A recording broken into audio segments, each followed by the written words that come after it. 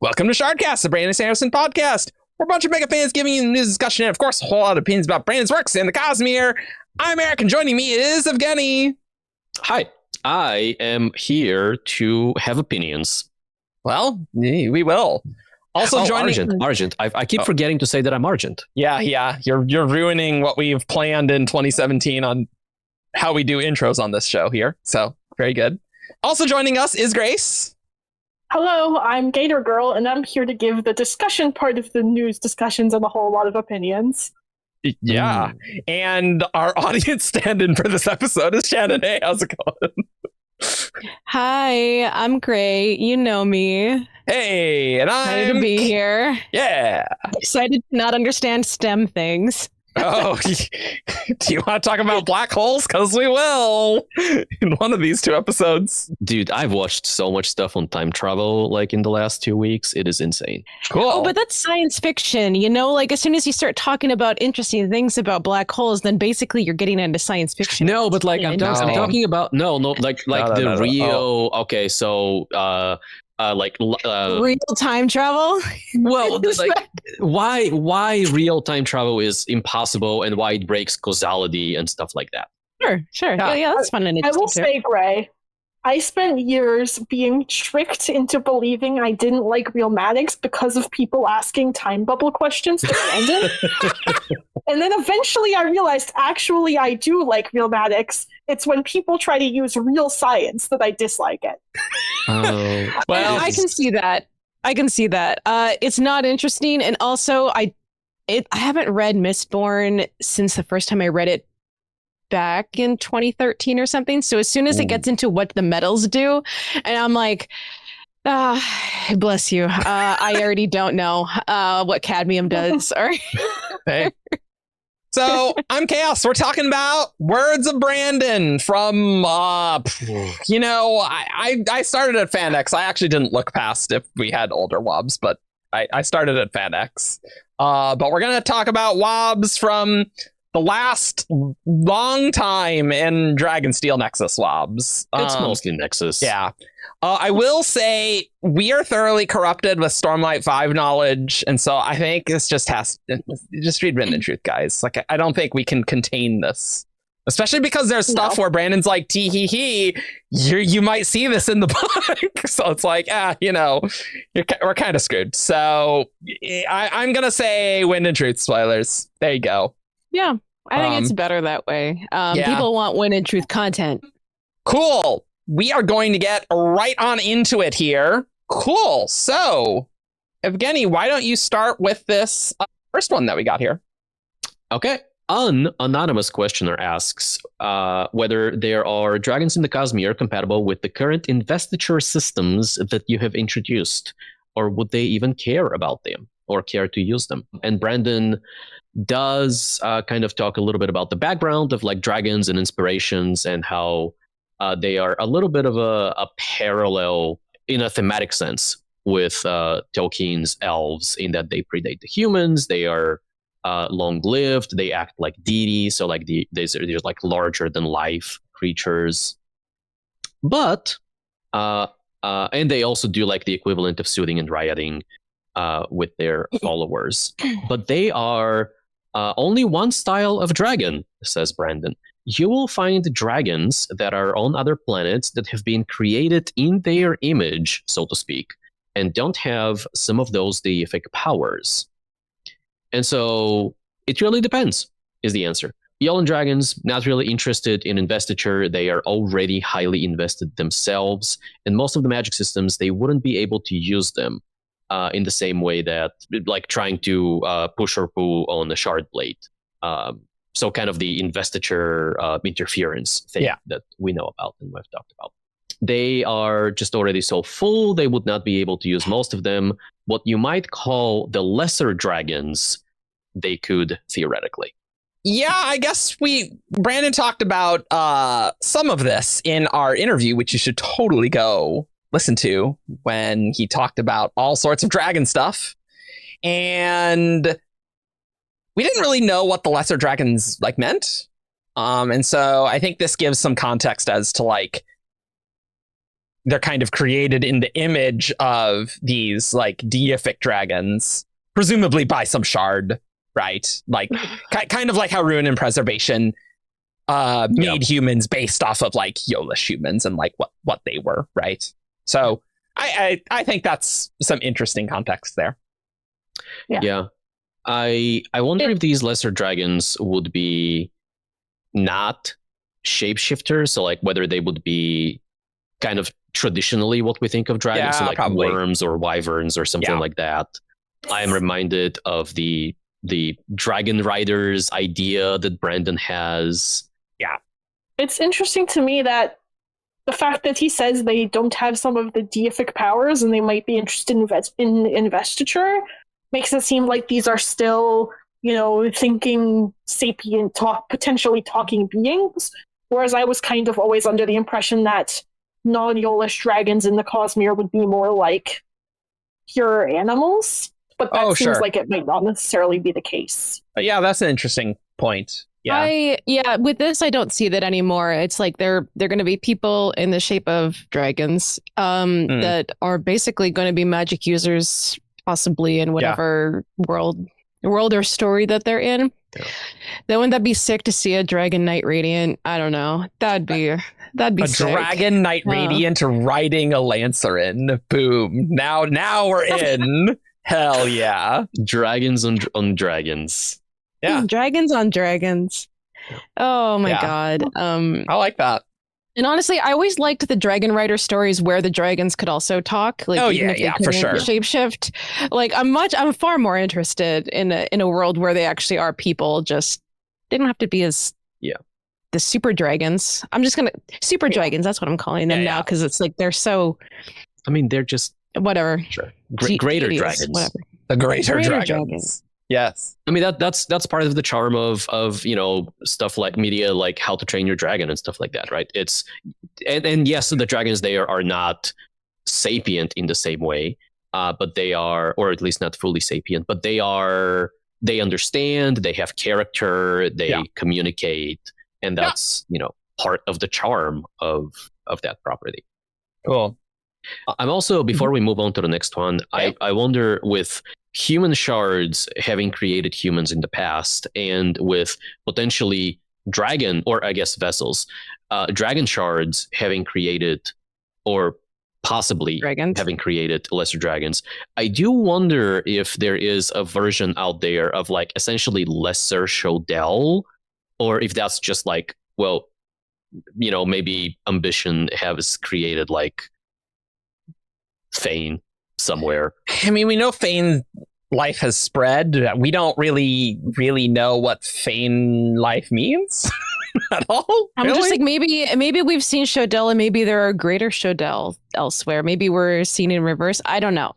I don't know enough about Fane, except I'm told this is something I should be looking forward to. Well, I don't. That might be overplaying it a little bit.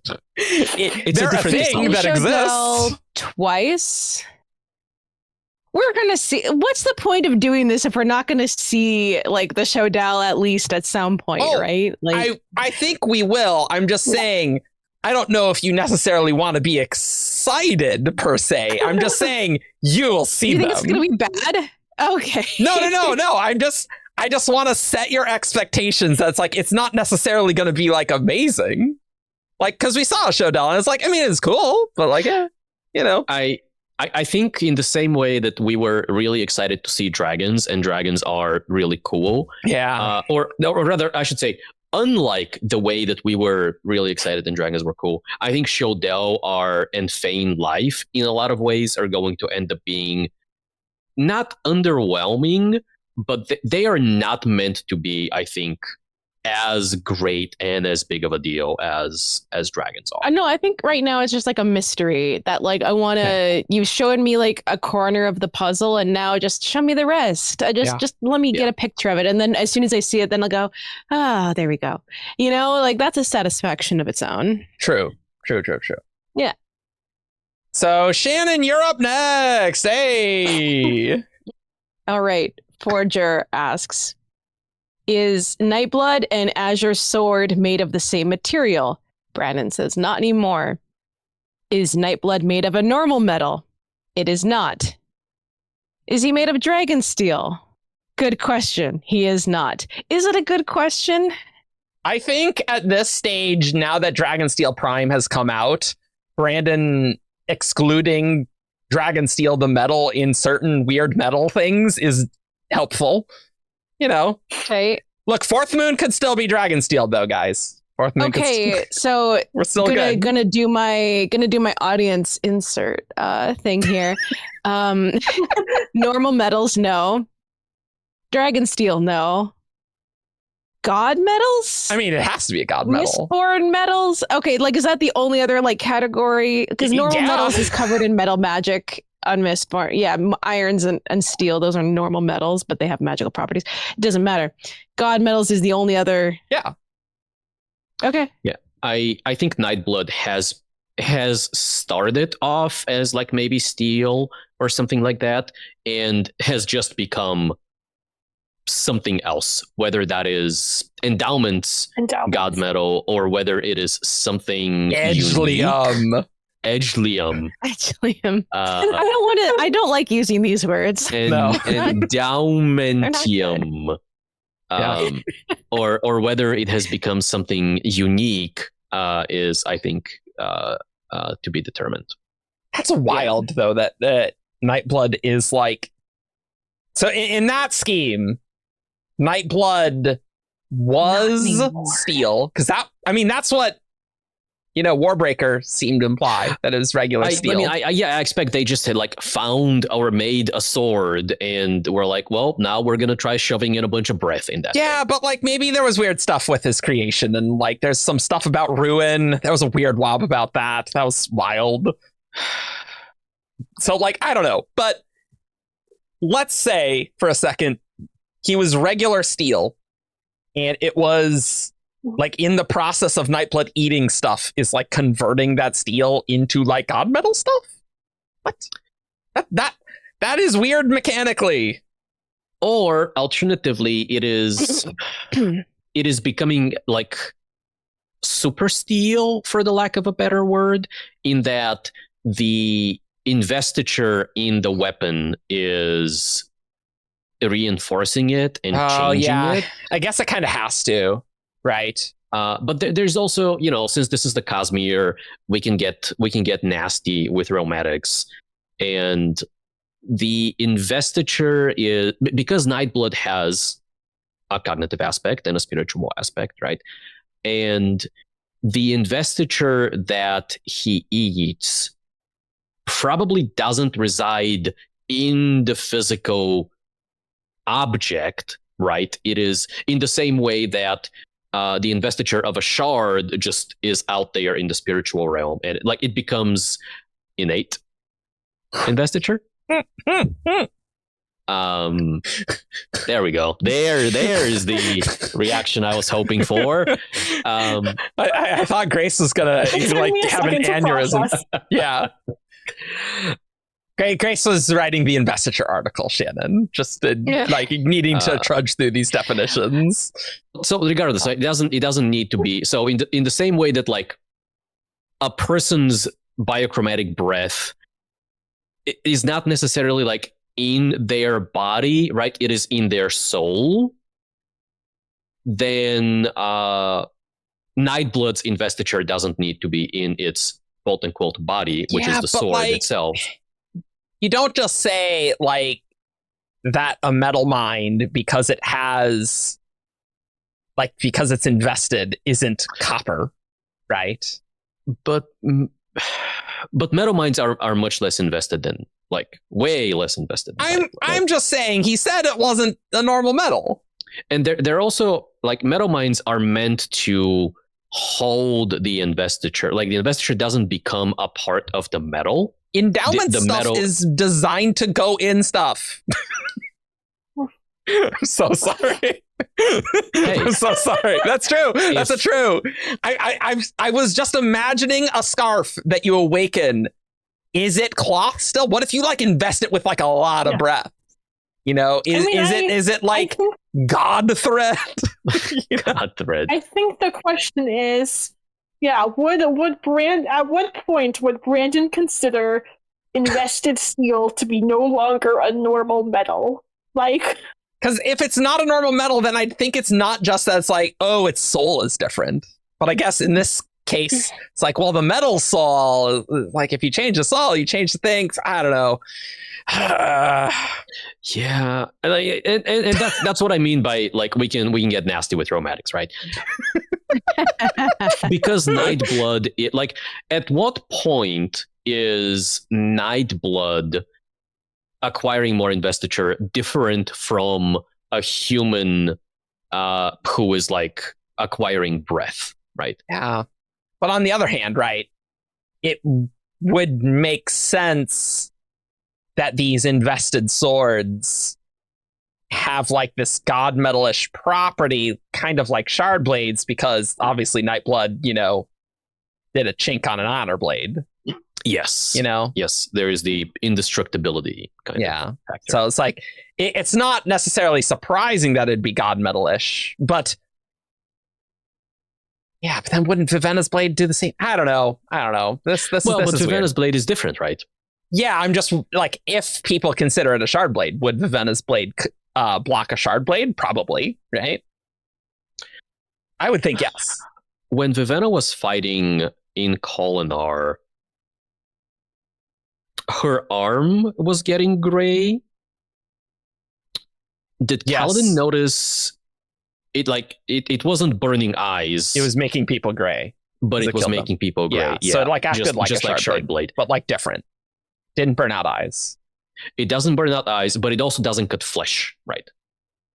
At least on the first swing, right? It cuts the soul. Yeah. So it does. Yeah, right. Yeah. Which is also interesting. Wow. How you doing, Shannon? I am interested in the not anymore part of the answer. Yeah, that's what. Exactly. I'm curious about like if we've seen parts of like Nightblood transforming and changing, but also I'm wondering when the Nightblood upcoming Nightblood, that's after all this Stormlight stuff, right? Where is that in the timeline? Oh, timeline way close to Warbreaker.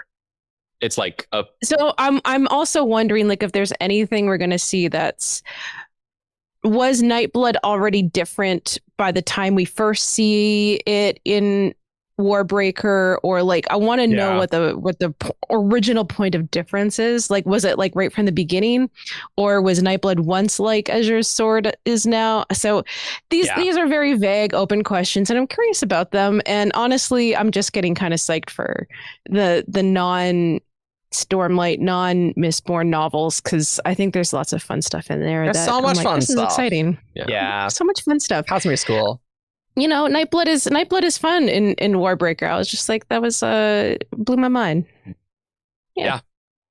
So Grace, take us into this next one. All right, this next one, we moved on to the most boring book ever released. And this next one was asked by our very own Ian. Hey!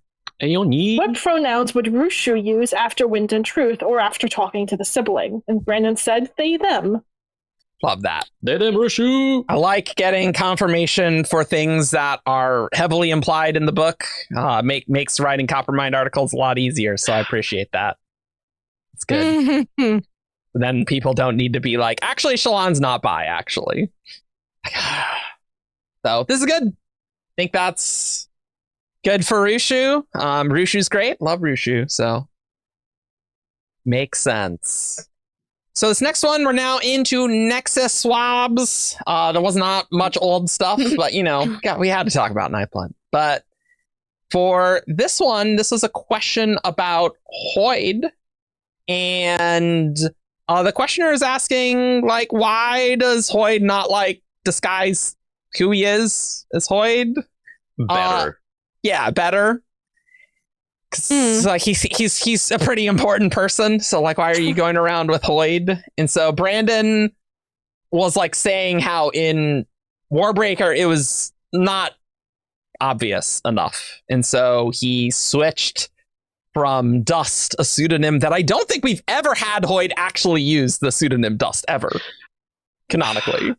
it is really weird because like the moment Vasher in Rhythm of War dropped the name Dust. Oh no, he I did. was like, Okay, yeah. I know who that is, but I don't know why I knew that this was Hoid. Yeah, and it's because of the Warbreaker annotations, actually. Because Oh, it must have been annotations. That's Okay, where you yeah, know. yeah, yeah. But yeah, so I think Vasher calling him Dust is the only time that's happened ever, canonically. And do remember, in Warbreaker, when he's writing this where he's putting out chapter by chapter on Time Waster's Guide years before 17 Shard existed. In 2006, something like that. I don't know, a long time ago. Warbreaker came out in 2009, and we didn't know about Hoid and the Cosmere. Like that just wasn't a thing. So just keep that in mind here. So Brandon decided, okay, yeah, we'll need to call him Hoid, and Brandon thought, it is a little odd when he's trying to hide from certain individuals that he's going to be going by a well-known alias on some of them. But then Brandon had already written the books, and Brandon just said, yeah, Hoid's brash. He doesn't care as much as he implies if he gets discovered. And so Brandon just said, yeah, sometimes we do things that are good for fans that are maybe not the most optimal thing for the character to do, but humans aren't doing the optimal decision sometimes. Yeah, I buy it. Hoid is a little zany. So him sometimes going, I am going to put effort into my disguise, and sometimes just hey, I'm gonna be on this planet for like 3 months. It doesn't matter that much if people find out that I'm here. I'll be gone by the time anyone has a chance to react. I'm not gonna bother that much. I feel like this characterization makes sense and also makes me like him less, especially considering like Wind and Truth, where it's like we find out that he has had the Dawn Shard on this planet where he absolutely should not have the Dawn Shard, and then that's true. That's so funny. You're barely using an alias. You're next to like one of the most important, like probably the most important family in the entire world, and you're just like by their side the entire time with this secret illicit thing that you absolutely should not have on this planet. It's like, you're kind of dumb, but also I feel like this fits with that characterization. It really fits really well with that. Consequences. No, I had the complete opposite. I liked him so much more for this. I like when he's stupid, and I like when he's stupid on screen too. The moment when we found out like about the Dawn Shard, it was like that scene was a comedic. Yeah, I do like the trope of like there's this mysterious figure that's been influencing things in the background, and then we get to know him, and you're like, oh, you're a stupid asshole. Like, I just think that's a fun trope.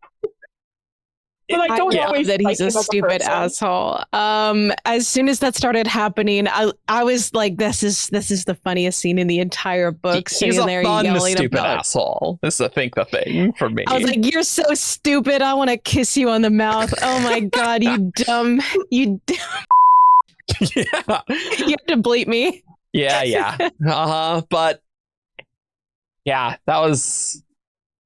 It is really funny that Hoid is both going around in like during the invasion of Arelon as the Dakor are attacking, and like he's unloading some stuff and it's like, yeah, I'm Hoid, and then going to the colons like, yeah, I'm Hoid. Like, okay, maybe for like those early things in like Elantris and Mistborn Era 1, maybe he just thought, yeah, I mean, who's gonna be over here? I mean, come on, it'll be fine. So it is just funny to realize. But yeah, I mean, he did bring the Dawn Shard. That is very stupid. And so this checks out.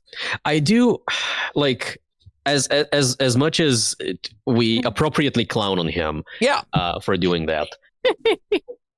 I do think there is something appropriate about the recklessness that comes with immortality, and especially with the form of immortality that he has. Where he can't die?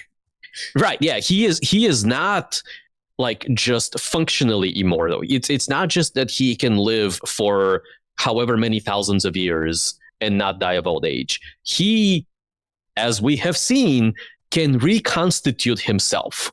Yep. And so for someone who is over 10,000 years old at this point, that kind, like, I think the stupidity and the recklessness does make sense. The Dawn Shard is perhaps, like, in isolation, it's a little too much, because like he is correct to be terrified in that, Odium cannot get his hands on this thing.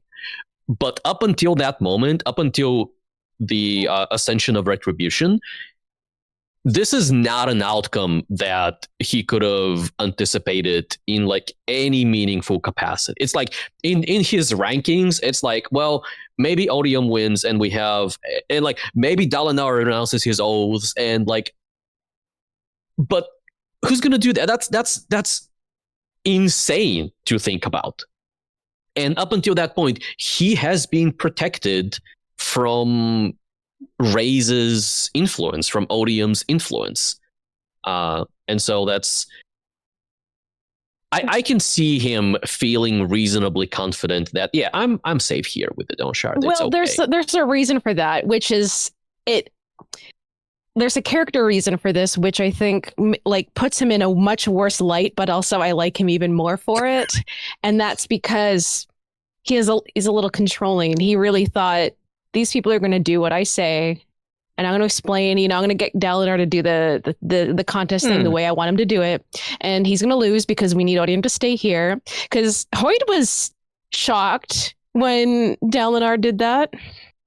He was like, what are you doing?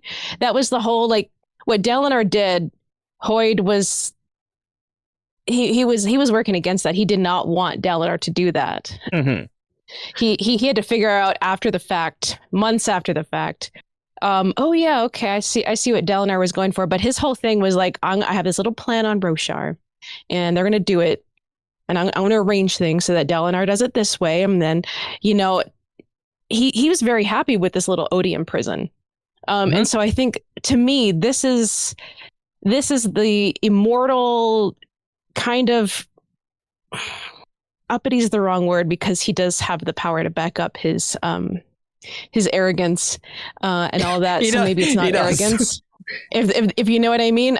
He's one of those people where he absolutely can do that. Yeah. Just this assumption that he should have like the say on, like, I'm the director here. And I'll explain, my take if I have to for the, the little people, but they'll do what I want them to do. And it was just that aspect of like, all of a sudden, Dalinar is still like a guy who has thoughts in his head, and he's going to do it for a different reason because he cares about Roshar. And Hoid is the one who has to high off and readjust his life. Readjust like his strategy. And I kind of like that about Hoid, is that like he really thought he was going to take this little director role. And like that's the way he interacts with these people a little bit. Like he's nice to them. I really liked that aspect of it, because it's like, I think the reason he wasn't ready for Retribution to come and have his Dawn Shard that he's keeping suddenly threatened was because he never thought it was going to happen, because he was going to direct things to never happen that way. It was a disaster for him. I don't know if I necessarily would say that, but there is... I don't think you are Hoid without being like, I'm going to subtly manipulate the things how I want, and like manipulate's a bit of a loaded word, but like that's what he's doing, that's right? Absolutely. And I think that really came across in Wind and Truth even more. There was a particular line which I think I'll say might hit certain women more, depending on the kinds of relationships they've had. Okay. Where Yasmin is talking about how things are going with Wit in like day 2, I think it was. Yeah. And she's like, stop these stupid little games. And his reaction was to not stop the games, but just make them even more subtle. Because it's like, this is fun for her, isn't it? I don't think I am misreading this. I think this is a character trait of his. I think we're not supposed to see this all in like the greatest light. I mean, and that this is how he treats people. he's had thousands of years of practice of doing this, right? Like from Ashen and on, right? You know, like where I mean, he thinks he knows better. yeah, and I think that's what's going on with the Dawn Shard, where he's like, I don't know where else to put it, but I can trust myself. You know, that like it's maybe almost worse if I left it there. And yeah, okay, it does seem pretty dumb to go over here, but I got it. It'll be fine. I got it. I know there's a word that fits it, and I'm just like, it's like first thing in the morning. I can't think of it. You know, It's 1:40 p.m. it's 3 a.m. in a warehouse.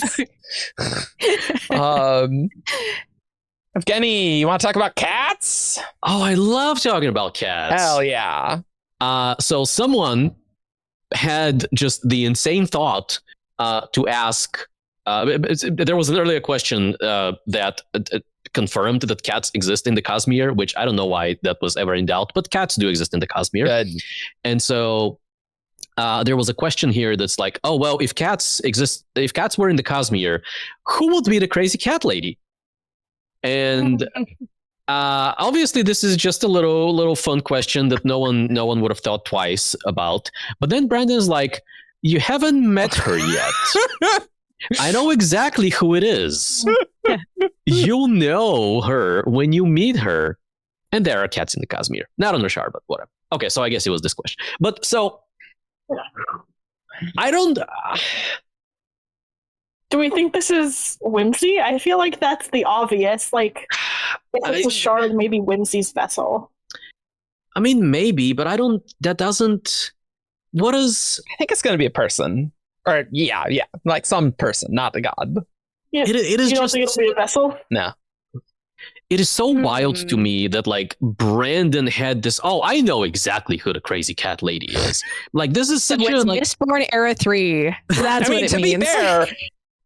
He could be just thinking about Mistborn Era 3 characters. Like that is potentially the easiest that could be, yes. It could be the main character. The main character, terrorist programmer. She has lots of cats. I'm in. Hey, say no more. It's not the Nicrosil trans cat girl, but it's maybe the next best thing. There is a critical lack of cats or cat boys and cat girls in the Cosmere, and we need to rectify this. Okay. Boys and cat girls. Hey, I mean, we're getting. I'm to not ready. Like listen, I play Final Fantasy 14, and I have a cat boy. I'm not ready for that in the Cosmere. I don't know. You'll get to use the Final Fantasy 14 character creator to make your favorite Cosmere characters. Can you imagine? Cursed. Absolutely. I can't imagine that. I can't. Not the Cosmere. Well, I have a thought. Okay. It could be a dragon who collects cats as like the horde. Oh, that's their horde. Oh. I mean, maybe he's like, another one of the dragons said I couldn't herd cats, and I took that personally. I'm going to make that happen, actually. I will breed cats until I can herd them properly. Amazing. Yeah, wild. Perfect. Let's go to this one, Shannon. And this next one is a bit of a paraphrased one. Hey, what's up, Glamdring? Hey. I know him personally. Thank you, Glamdring. Yeah. Who's he's a former student of mine, actually. True story. Wow. Was that Gandalf's sword? Yes. Okay. Yes. It's an ancient reference. Yes. I was wondering what kind of physical limitations there are on Selish magic systems. Could there be, for example, a magic system based off of tying knots on a rope?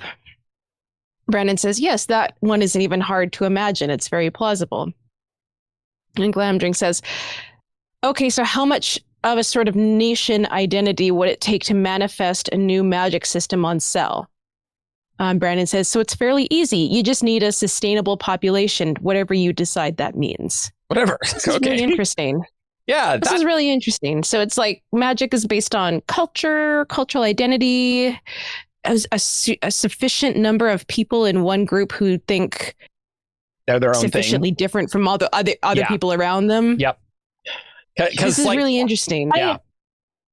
I've always, well, I say always. This is just something I came up with now. I don't know why I started this.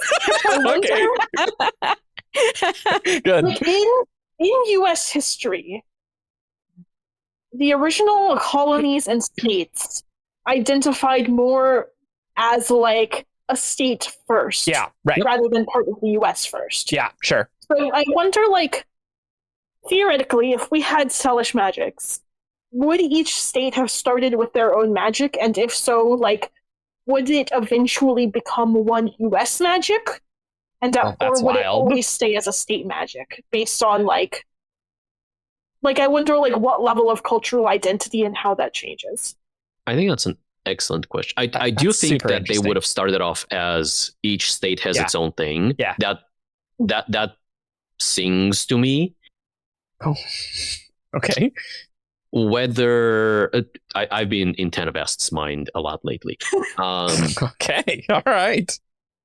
Whether they would change is Yeah. so no, because the nations subjugated by the Fjordell retain their own magic. Yeah, but do they necessarily consider themselves as Fjorden? Right? Like there's I think there's some wiggle room that potentially, right? I think for the U.S. history in my mind, it's like at some point the cultural identity shifted from being state first to being U.S. first.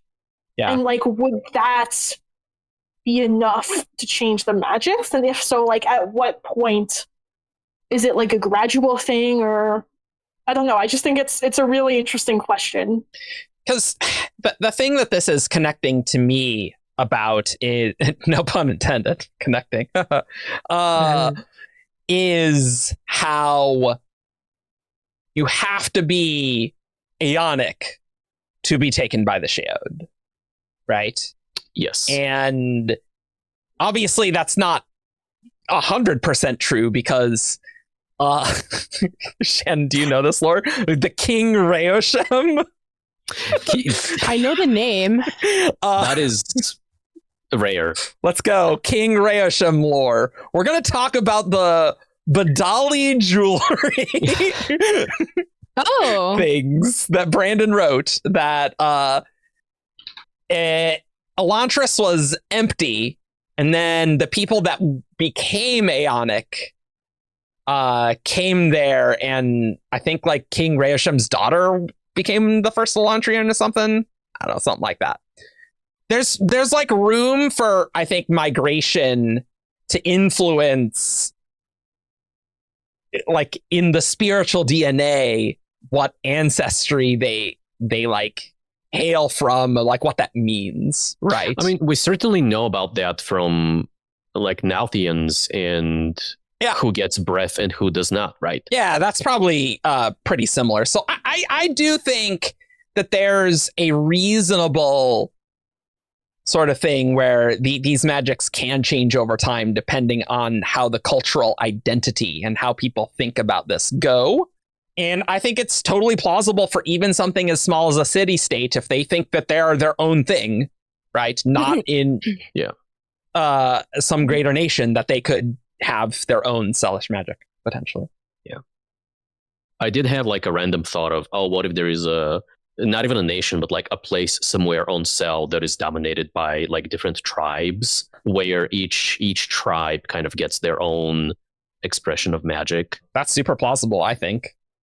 I do really like, and we don't have time to spend on this, but like I really like the idea of, oh, what happens if you are in a situation where, kind of like the US, where you have states that then become a nation, and like, what does that do to the like, does the magic slowly, like, so if Aerolon was a bunch of like city states, for example, and that came together and became a nation, would the aeons that each state like would every set of Aeons have looked different? Because right now Aeons all start with Aeon. The coast, the mountains, and the lake. Would every state have had their own like foundational Aeon that over time becomes like less potent until it eventually stops working? Or would it like morph into Aeon? Like that's the thing that's really interesting to me, realmatically speaking. Like how does the symbols change over time, and how like the actual magic mechanics? Yeah, like, that is. Yeah. Yeah. Did you destroy a magic system through culture? that has some yikes connotations potentially, but like, yeah, you know. That is really interesting to me. I will. This is I love that. Interesting. Let's talk about one of the weirdest things in the Cosmere. You ready, Grace? Let's do it. Okay. Yes. Hell yeah. This next one, asked by Little Moss, also paraphrased. Are there any named characters other than Axes that we've seen with the Curse of Kind? And this is a word of Karen. Karen Ultron. Yeah. I think this was just to give a little bit of context. I think this is something that Karen does a lot. So if you go to a convention where Karen is present, you might be able to do this. She sits at the editorial booth, and you can walk up to her and just ask her essentially questions like that. Questions that are, hey, can you open up the wiki and look up something specific? Sure. She's great. You should ask her questions. She's lovely. She responded, so we don't know exactly what the Curse of Kind is yet. I don't even know what it is, which I find hilarious. I've recently been in meetings where Brandon has clarified, well, this and that is not what the Curse of Kind is, but not what it actually is. But no, you haven't met any other Sia aliens in the books. Yeah, interesting. I don't know, guys. I just wanted to bring this up, to remind you that the Curse of Kind exists, and we've never had anything on that. And I'm still amazed on that one stream. Brandon's like, oh, yeah, the Curse of Kind. Oh, yeah, I wouldn't want to follow Axes around. He's got the Curse of Kind. As if we all know what that means. Yeah, we know what that means. But like, also, too, it's weird how few Sia Amiens there are. You know, like what's going on with them? Like we thought those were the normal ones, but we've seen one of them, and then we saw a lot of bugs, the other kind of Amiens, and we've seen a lot of those as things have progressed. I mean, it's possible that Sia are also similarly few in number. Maybe. I think in Dawnshard, when Nick Lee speaks with the other hordes, they are. I mean, he only speaks with a few. But I don't think there were, more than a few dozen. Because doesn't he say that he's like the 20th something or the 30th something? Yeah, but like you can't compare bug people to bug swarms to the Sia Amiens. Like there presumably was a sustainable population for them at some point. I mean, I don't know. I mean, I have no idea. Like, is Axes the only one? I don't know. It's hard to say. Maybe like they had a low birth rate from being functionally immortal, and then something happened and wiped a lot of them out. Like, are they all functionally immortal? Well, I said theoretically, like as a hypothetical. I don't know that for sure, but like, there could have been reasons like they had a sustainable but low population, and then a bunch of people from Alethkar came in and murdered them. Like, that's always plausible on Roshar. Damn it, Alethi. Gotta kill all their great shells. Gotta do all that stuff. There is something I want to call out here, and this is a paraphrased Wob, so we shouldn't read too much into this necessarily. Okay. But the question is, hey, have we seen anyone else who has the Curse of Kind? And Karen says, you haven't met any other Sia Amiens in the books. Yeah. So in her answer, she implies that all Sia Amiens have the Curse of Kind. I don't know if that necessarily is the case. It's possible. I just don't know. Yeah, I don't know. I think, to me, that implies the Curse of Kind is unique to Amiens, but I don't necessarily think all Amiens have it. Yeah, I think that's reasonable. God, what does it mean? I don't know. Why is it called that? I don't know.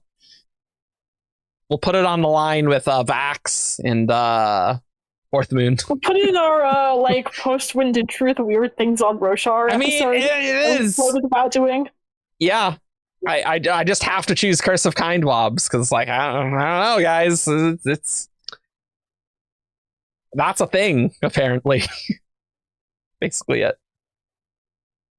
It exists. It exists. That's what I'm getting out of it. Yeah, I So mean, I like kind of listening in and then summing it up, and I'm like, cool. That's basically all we know, and it's like you're really unlucky, I guess. Bad vibes. Yeah, Curse of Kind. Like, must be some like fortune thing. You know, really unfortunate. Capital F. Fortune. I don't know.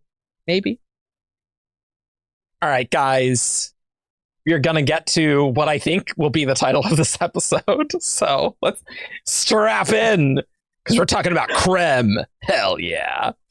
And so in The Way of Kings, stormwater is described as having a metallic taste, which comes from the Crem in the water. Are there trace amounts of a god metal in Crem? Brandon, excellent question. You got a partial RAFO. Let's just say, again, I write fantasy, right? I start with what I want to happen and then justify it. And so he says, I start with the story and go backward, right? So I start with the high storms and I went backwards and said, okay, I know I'm doing this. What would I need in a system to make this actually work? At least on the scale of thousands of years, if not hundreds of thousands of years. Roshar is not geologically stable. So if you're accounting for the scale of planetary development, Roshar is going to have some moons hit it during that time frame. Moons hitting the planet? That's interesting. Interesting, Brandon. Well, that's just the 3 remaining moons are not in a stable order. Well, you know, it could have been the 4th moon before as well. And yeah, you know, and Aiden Alcium's like, oh, that was a little too close. I got to make this a little better. We need a few more years out of this planet. Yeah. But during thousands of years, during the lifetime of civilizations, it is stable enough. What can I do to make it stable enough during that? And the Crem and the rainwater that falls from it was an extremely important part of me figuring out the little bits I needed to fudge using Cosmere mechanics in order to make Roshar actually exist. That's why you get a RAFO, because I didn't quite answer. Read between the lines. So I'm going to say yes. I'm going to say no. To me, this says nothing we didn't already know. No. But I can put God Metal Crem in the title. To make it stable. And yeah, Crem having nutrients was part of that, and maybe those nutrients are God Metal, maybe they aren't. Like, yeah. I don't think they're God Metal. I think it's just like metal. You get like a little bit of like trace metals in your water. That's boring though. Sometimes there are kind of boring questions and boring answers. This is like Crem. God Crem is great though. It's good. Premium.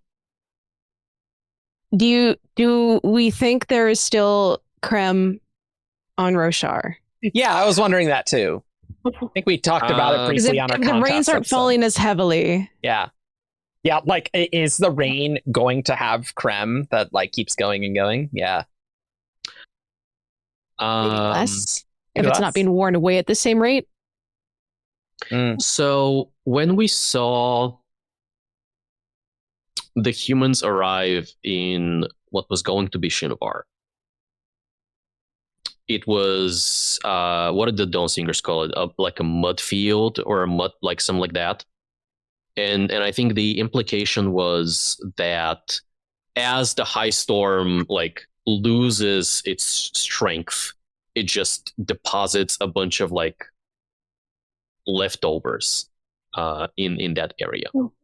And so is all of Roshar going to turn into that over a long enough period of time? Like I don't think things are going to change significantly as far as Crem is concerned, Like maybe flavor. Flavor is a I know what you mean. Yeah. Flavor. narrative flavor, right? Oh, okay. But people are not going to need to necessarily scrape the creme off their buildings and stuff like that. But over a long enough period of time, are we just going to get soil on Rashar everywhere because of the Everstorm? Interesting. That's interesting. Well, soil is also worn away a lot by never-ending rain. If a rain is heavy enough and often enough, actually, soil doesn't last even in it can't get washed away. Our lands. Rashar's in a bad spot. But our rains don't deposit proto soil. But do the rains deposit the things now? I think I'm thinking about the original question: is there god metal in Crem? And I think I'm leaning towards no, because I think what I am reading this answer as is Brandon knows that there is not like the nutrients required in Roshar for things to actually live, and Crem is his way of depositing like the trace metals needed for life. And so I think this is just normal metals that like you need iron to live, and iron on Roshar comes from this Crem and rainwater. Yeah. Counterpoint. Counterpoint. If it's a god metal, then Brandon doesn't need to figure out the science. It's like, I don't know, the god metal does it. The god metal does it. Yeah. Well, it'll fix the problem. So that's my solution. He has some years to think about it. Yeah. Or at least what the new status would be. Yeah. Yeah. Good. It's all in limbo until it's on the page, So It's true. Yeah. Oh yeah, take this one, Evgeni. This is good. I'll take this one. Okay. Yeah, I will even unzip to show a little bit of my RAFO shirt. Okay. You're not going to see my RAFO shirt, but I have my RAFO. Yeah. Off screen. Someone asks the following. In the cognitive realm, things there are kind of a representation of what people think of them. Like you can find a sphere of a table in Shadesmar, and you get obsidian ground where people think there's water and so on. Which these two things are different, but whatever. My question is, what happens to abstract ideas and stories? Is there a sphere somewhere of the story of the girl who looked up, since enough people know about it? Or do abstract ideas without physical representations not have cognitive representations? And Brandon correctly identifies this as an excellent question. Mm-hmm. It's a little bit squishy and wimey-timey. Something like the girl who looked... Did I not say that? You said wimey-timey. You didn't. Oh. I thought it was on purpose. Look, when you're in WoW reading mode, you just go, Keep going. Yeah. Something like the girl that looked up. You might end up having it influence Investiture that is becoming self-aware, but it won't necessarily appear in the cognitive realm as a feature, necessarily. But some things that people think about might show up as features like that. So it's not off the table, not very common. More likely, it's some sort of manifestation of something like Spren. Would there be like a Spren of calculus then? Asks the questioner. And Brandon says, as calculus gets done more and more, a Spren of calculus is viable. Do you understand that there's a finite amount of investiture becoming self-aware, and the perceptions and the number of people perceiving, and also the investiture's kind of perception of itself and influences that? That just gives me some wiggle room of saying that's why there's not a Spren of X, but there's a Spren of Y. So that's 3 takeaways from this. 1, reading is hard. Well, it took you a long time reading the Cosmere to come to that conclusion. Look, when I read a Cosmere book, it is the cognitive aspect of the book that manifests in my head, and so I don't actually realize. That's what his speech was talking about, actually, in a sense. actually. You're the director.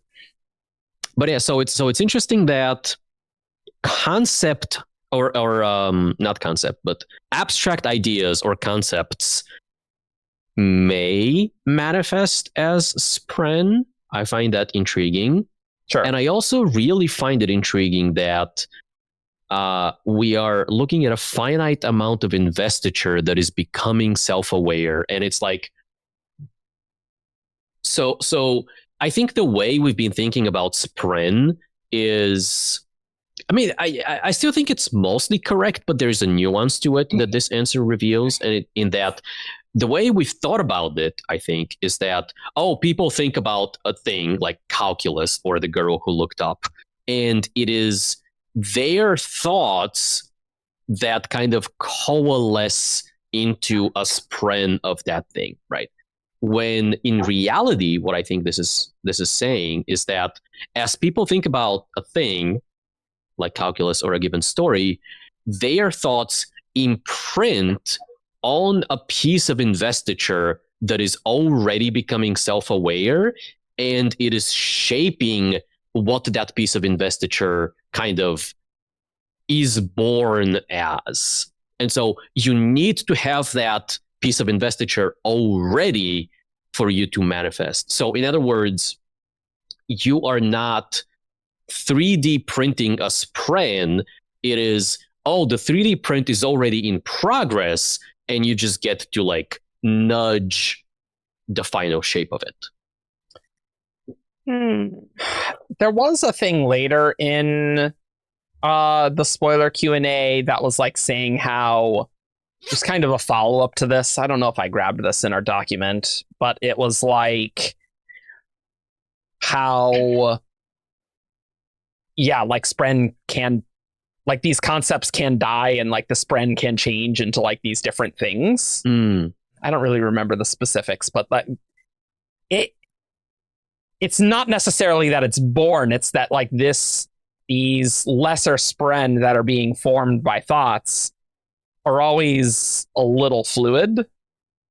And I think this sort of abstract idea, I was just like thinking of anticipation Spren. It's like anticipation is not like a thing that has like a sphere in Shadesmar, but there can be an anticipation Spren attracted to that, you know? Okay, cool. We found it. So, Shannon, do you want to read this one? We'll kind of talk about these together. Sure. The questioner asked, you mentioned earlier about investiture with Spren and concepts. You mentioned there's only a certain amount that there could be. Is it possible for a concept to not be popular enough where that concept could die, those Spren could die, or would they change? Brandon says they would change over time, which some of them would call death, be aware. When you are essentially an immortal piece of something that's become self-aware, it would be very traumatic. And an individual that's obtained sapience level intelligence is going to resist that to the point that it would have to be something devastating on a catastrophic level to actually do it to them. They would call that death. Lesser Spren wouldn't call it death. They would just be changing over time. Any more than an atom becoming part of a new compound is going to think that it died. They probably won't. I guess that means. It's wild to imagine a sapient like this happening to a sapient Spren. At least in the context of Roshar, like I feel like that is not possible. Yeah, I think it would have to be something on the level of what we see at the end of Wind and Truth with Retribution destroying the High Storm. But like I don't even know what he could destroy to like remove the concept of. I mean that's almost unmaking, isn't it? And not that we understand unmaking, but like I'm trying to imagine, okay, honor Spren were created to embody the concept of honor in some capacity, right? And I can see that I like if over time the perception of honor changes sufficiently, the personalities of existing honor Spren like might slowly like follow that change in zeitgeist. But I don't think like once a Spren has become sapient, has been born and like formed, I don't think you can like Uno reverse that Spren. I don't think you can 180 that Spren. I think they can change slowly, just like humans can. But like there was on a previous WAB episode, I couldn't possibly tell you which one. No. We talked about a WAB that dealt with human perception and like sapient Spren, like radiant Spren, and whether the human perception can influence those, because human perception does appear to influence the heralds, for example, over a very long period of time. And I think the answer was essentially a soft yes, but perception is now fighting against the Spren's own perception of themselves. And that's why it is much more difficult to change a sapient Spren or a radiant Spren than it is to like manifest a new Spren. Yeah, I guess. I mean, Ruin and Truth confirmed, but it's this aspect of there's this finite amount of investiture that was Adenalcium stuff on Roshar, because there were Spren before they arrived, but they just weren't the sapient kind. And then Honor and Cultivation and then Odium made their varieties of Spren, right? And so of the finite amount of, let's say, free investiture, okay, I didn't think the sapient Spren were necessarily part of that. You know, like there's Adenalcium stuff that as people think about things, there might be different proportions of the lesser Spren, for example, right? In Shadesmar and stuff. But like, I don't think the amount, like that's not the investiture that's changing with the stuff that's from the shards that came later. Right? Like would that change? I don't know. I'm trying to imagine, because Brandon allows for the possibility here, and Yeah, he says it would be traumatic. Yeah. What would it would be so hard to imagine, because it's not like there are that many sapient level, and like it's difficult because he kind of uses sapient and self-aware interchangeably. Sentient is what self-aware means. Yeah. Like a dog is sentient, and if a dog is changing, would that be traumatic to the dog?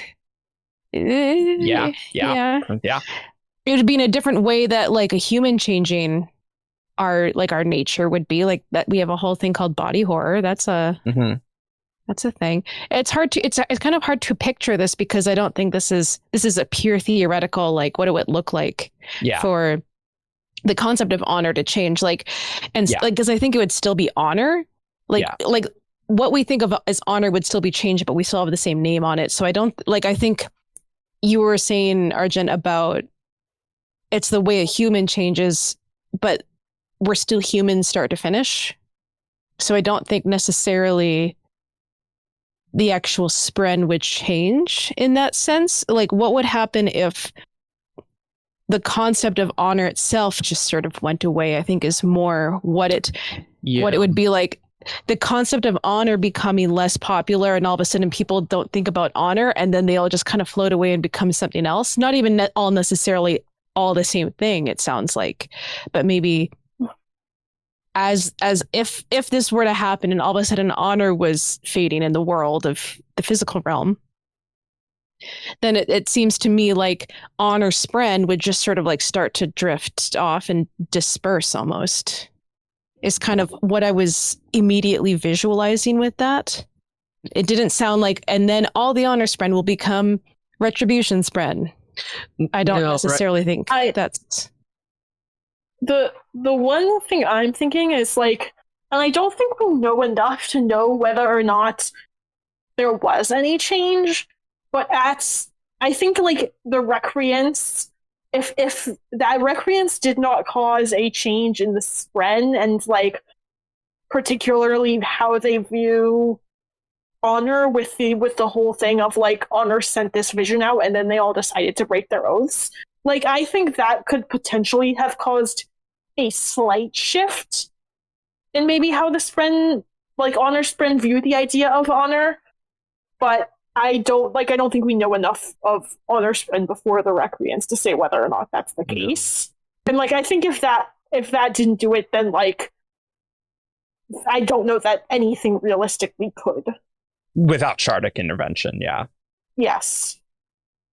I think we might be talking about two different things, which are both in the question, but there is the idea of what if a concept goes away, which I've been trying to think of a concept from Earth history that I can maybe use to make sense of this, and I haven't been able to find anything good. I'm like, oh, okay, well, yeah, the concept of alchemy and the elements and Earth is flat, and the Well, I was thinking an imbalance in humors. Sure. Words change definitions, like charity used to be considered a very high form of love, but now things have changed, and our concept of charity is now kind of almost a mundane and base, give people stuff, and that makes you feel good about yourself. Sure. And we don't really even consider it in the form of love anymore. Yeah. So it's sort of the name is the concept that we used to have for charity is gone, and it's something else now. Maybe. Yeah. So I think this isn't exactly what you're going for. I know what you're going for, and I'm this isn't exactly it. But I just thought. No, I think I can work with this. I think in this case, if there were charity Spren centuries ago or whatever, I think as the concept changed, those Spren would either stay the same or change very slowly to follow the concept. I think new charity Spren would be would spawn closer to the modern version of they wouldn't be lagging behind, in other words. Yeah. The new Spren aspect is really interesting with the Godforge, which we know nothing about. Who knows? It's a word named. We know just as much about the Curse of Kind, really.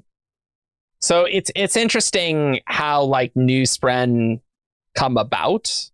I think one of the points I wanted to make is that to continue using this charity idea, I don't think OG charity Spren would fade away.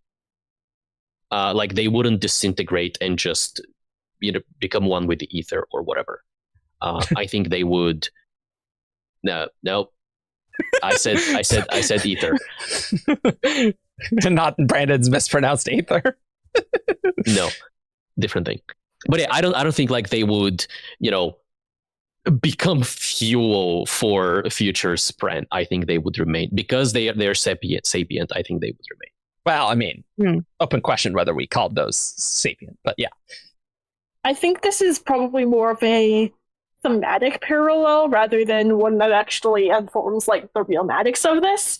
But I am kind of have my thinking is of mythology and Greek mythology, and when we look back on that, they have all of these gods for different concepts and nymphs and dryads that represent these natural things kind of in a similar way as Spren. And but we don't have a god of theoretical physics, because that's not something that and like I said, I think this is more thematic because it's more about belief than, and the people on Roshar would have reason to believe that a Spren of theoretical physics could exist. Sure. It's just that I think kind of that is what the thematic parallel Brandon will be going for is of there are Spren of things that people in sort of ancient times in human history people would have made gods in mythology for, rather than sort of modern concepts. And I'm also looking at catastrophic level in the wording. Yeah, I don't know. I think the reason we haven't for it to affect a sapient level Spren is probably not going to happen unless there's an apocalypse or something, or a fundamental change in the way the world works, or people's understanding, right? This is not a good example, but if Yeah. if there were like flat Earth Spren, and then comes the discovery that Earth is not flat, then this becomes no longer a valid concept, and so maybe that's catastrophic enough. Yeah. Neat. Let's talk about some awakening. All right. This questioner said, in one of your previous Q&As, you had said that awakening could theoretically be done via sign language. Yes. And so the question is, why wasn't Susebron able to awaken things prior to getting his tongue? Brandon. So the thing about this is, with a lot of the current magic systems, knowing what you're doing and how to move the magic along takes a certain amount of knowledge, practice, and volition. Now, if you had a society on Nalthis where enough people were using sign language a lot of the time, it would develop naturally, and they wouldn't need training in order to do it. But an individual in a system where that is not the norm, a little bit of training could have gotten him there, but nobody had that to train him, and they really didn't want him to. He could have figured it out if he hadn't been an abused man held in isolation his entire life. It's really not on him. Fair. I think I remember like being in the audience and just like, yeah. Yeah. That. Because it's like, honestly, it's like, they're asking like as if this is a mechanical question, but really it's a character question. Yeah, like why would his priests want him to even think on those lines in the first place? Yeah, exactly. Like, no, he would never have been allowed to. There's also like, there's a part of this that is like, does Susebron even know that? So one, there's a question of, are there people on Nalthis who sign, or are they just completely screwed? And like in a formalized way is what I mean. And two, does Susebron know about that? Does Susebron even know there's a way to communicate without a tongue? Yeah. Another thing that maybe was yeah. Well, I mean, he exists on Nalthis, even if it exists on Nalthis. He had writing, so but yeah. Yeah, I guess he did have writing, huh? Yeah. But didn't he have to be taught writing? Am I Oh wait, Siri needed to teach him writing, right? That the whole plot of Warbreaker? Yeah, but just no, but how to read and write? Yeah, yes, but surely he knew about like right, because he had his book from his mother. Oh yeah, okay. So now we've seen how he is. We know what happened when he knew about a system of communication and still needed to be taught, to the point it was this whole. So yeah, a system of communication where it's not clear at all that he even knows it exists, if it even exists on this planet at all. Yeah, he was screwed. Poor guy. Cool that you can awaken with sign language. I think the question there is, like, there was this aspect of like the sound being important and you saying it in your native language and things. And so I'm glad that, sign language awakening works. We may have had a wob on that before, I think. I think I read this as like deaf culture and someone raised in that with sign language as like the main language they speak at home would be able to do it no problem. Yeah, absolutely. No problem. Yep. Yep, agreed.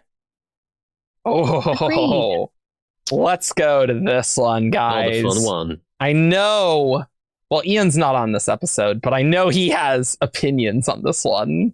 And I believe he said that this is total nonsense. Well, he is wrong about that because. Well, he should be on this episode. Well, he's not on this episode, so okay. Tough luck, Ian. This one makes perfect sense. Well, since he's not here and you understand his argument, bring it up so we can talk about it. I don't actually know his argument, but that's just what he told me during the spoiler Q&A, I think. All right, questioner. If someone with allomantic powers was turned into a Sunheart, like from Sunlit Man, could their spirit web then be accessed through a hemalurgic spike and still get those powers back out and use it like a transfer process? Brandon, yeah, that's totally possible. Here's the thing. That process of distillation that's going on there is going to mess with the spirit web in ways that you couldn't take the layman, give them a spike, and have them get it to work. But it wouldn't. On the scale of how hard the questions you guys ask, this is more like a 3 in difficulty than a 10. You just need magical wind zip. Okay, so I think And again, I didn't talk with Ian about this at all. Oh yeah, you want to go? Just go. Okay, wait. Before Sorry. we get into whatever you're about to say, can we go down a level of understanding what this question is asking? Oh, It's only a 3, Shannon. It's great on the difficulty. Okay. Yeah. Oh, so you're saying we shouldn't just immediately proceed as if everyone in the audience knows what the hell this is even talking about? If we want to get into realmatics, let's understand realmatics for the people who are not into it. Okay. I think the questioner is saying, you take someone from Scadrial, you throw them on the sunlit main planet that I'm forgetting the name of for some reason. And Canticle. Leave them on the sun. They become, a little thing of investiture, glowing, Sunheart. You take a spike, you stab it, and you still get the powers. Is that how it works for other people with powers if they were turned into a Sunheart? Well, we don't know. Well, we did. So that's the question is saying, can you stab a Sunheart with a spike and have it still work? Does that make sense? Oh, the hemalurgy part is important here. Yes, the hemalurgy part is important. Is the question. Yes. Could you get allomantic powers through hemalurgy through a Sunheart? Okay. Because otherwise, like, our understanding is like an invested person just like makes a bigger, better Sunheart. Is that what we're? That seems to be the case. It's a little weird with the little Rosharan Sunheart that we see. No, because there's like the canticle ones were like better in that way. They have the shade that is stapled like onto them. Like the idea, the extra stuff. Yeah, like the extra investiture doesn't matter in the grand scheme of things. The bulk of the investiture in a Sunheart does come from like Canticle's unique situation with the sun and the core of the planet. Yeah, okay. Sure. Because like even if someone like I think Nomad says that people on Canticle have like 2 BEUs or maybe 3 BEUs is what he says. A Sunheart has like 2,000. And so it doesn't matter if you are a little bit extra invested, because you are still like, who cares if you end up with 2,000 or 2,002, right? Yeah. So like, but it's not like exponential. Like, no. Like a two level BEO turns into a 2,000. Does that mean like a 100 turns into a 10,000? No, probably not. I don't think we necessarily know. Let's dump Susebron on there and find out. So let's feed Susebron to Nomad. I just had this understanding. I was like, of course, people have asked tons of things about Sunhearts. Obviously, they're going to know the answers to the questions. Not a lot, actually. Okay, not a lot. Okay, great. We're pretty low knowledge on secret project stuff. So I think maybe the thing that Ian's thinking about is like, how could you even like hemalurgy requires like piercing a heart and things, and I know there's a pun with sun.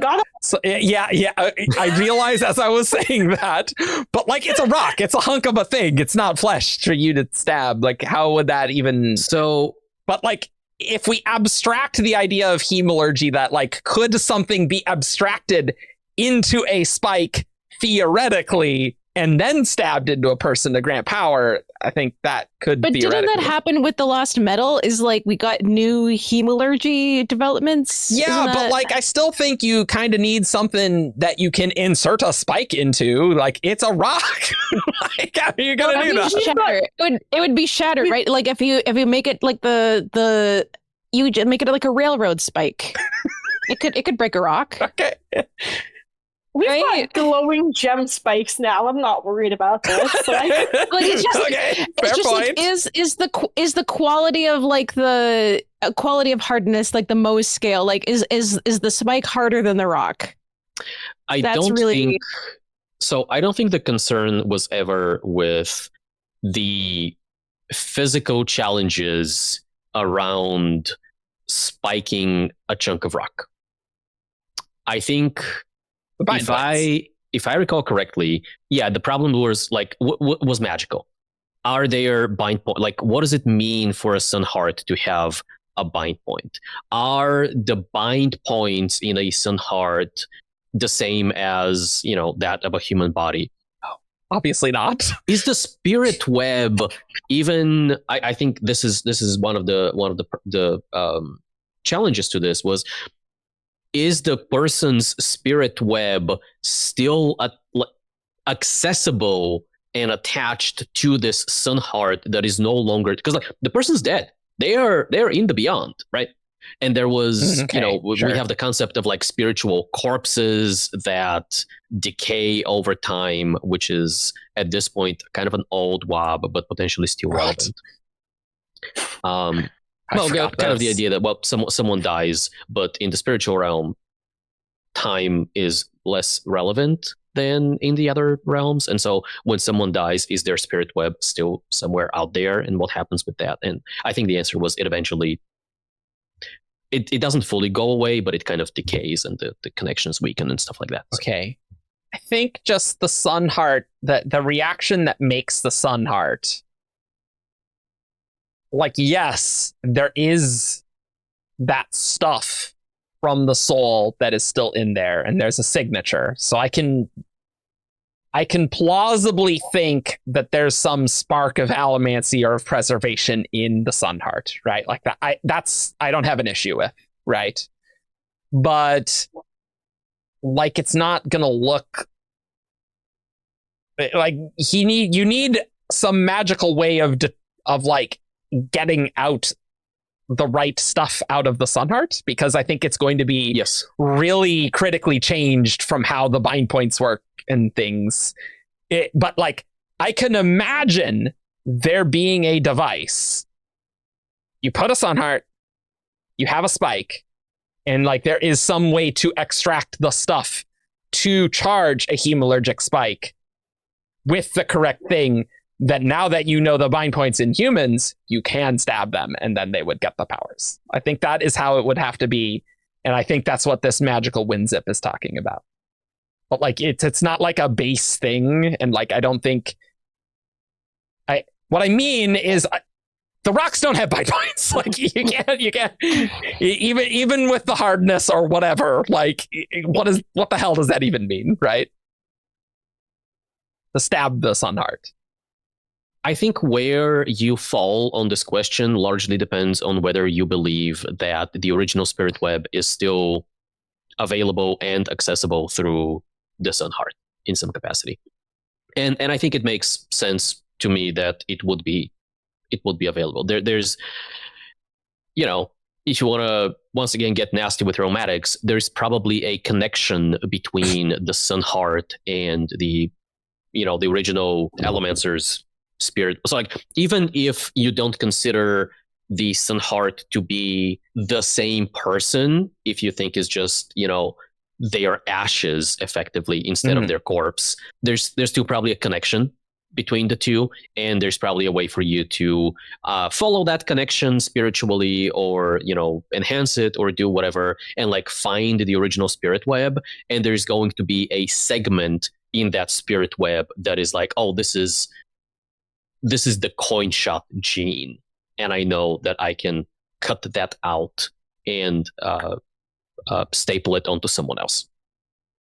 My take is that, of course, this is possible because every time eras jump, they keep doing things and figuring out, like, oh, we just figured out how to do this thing that they said was impossible eras ago. And now I'm like, yeah, sure, that's how science goes. And also, I didn't understand the base principle super much back then. So sure, hemalurgy works this way now. 3 out of 10. I'm sure hemalurgy works this way now, and I'm sure it's totally fine. Like the idea of unkeyed door, like the whole thing with lost metal, I was like, oh, that's a bunch of stuff going on in this, like the ghost blood stuff that seems like cool and like was seemingly impossible. I didn't know they could do this, and now I'm like, I'm sure that feeling will continue as science develops all across the Cosmere. And now I'm like, yeah, I'm sure it's totally. I see no issue. I won't understand it, but Brandon's going to write down, and then they did it because they figured it out, and I'll go, sure. That's how science works for me, is someone else figures it out and I go, sure. That sounds great. I'll read articles about it. I have increasingly thought of hemalurgy as spiritual surgery. Sure. Yeah. Where in the early days, surgery did leave a lot of people dead, and the doctors didn't know any better. And now we look at that and think like, oh, that's, barbaric or whatever, because we have scalpels, because we have microscopes that let us do precise things. Sure. And we're in the stage of seeing Hemalurgy, start to cross the line into, okay, maybe scalpels are invented now, but maybe we don't have antibiotics yet or whatever that is. And in far future, it's going to be okay, Hemalurgy is the tool we use to go into someone's spirit web and make these minute changes. Grab just enough to give just enough of that power to someone else. I mean, if this Hemalurgy stuff isn't seeding the cyberpunk era, what are we even doing in the cyberpunk era for being able to buy a thing to get a power? That's just so cyberpunk. Yep. That's what we're doing, right? Surely. I have a long record of describing Hemalurgy as spiritual surgery. And there was also, I think, an episode where I think we talked about kind of fundamental magics of the Cosmere, right? In the same way that, there's a bunch of different ways you can get access to gravity and a bunch of different ways you can get access to detecting investiture, life sense, bronze seeking, generic stuff like bond smithing as a concept. Yeah. And I think we made the argument, I don't know whether we all agreed with that argument, but we made the argument that Hemalurgy might be Ruin's expression of a larger Cosmere fundamental magic, which is spiritual surgery. Well, we got crystals now, baby. So clearly so, right? Hey. Everyone's favorite part of the book. So, Evgeni, let's talk about a mystery that was not in Wind and Truth at all. I don't think we can talk about this at all because the question asks about the person known as 16 that we meet in Lasting Integrity in Rhythm of War.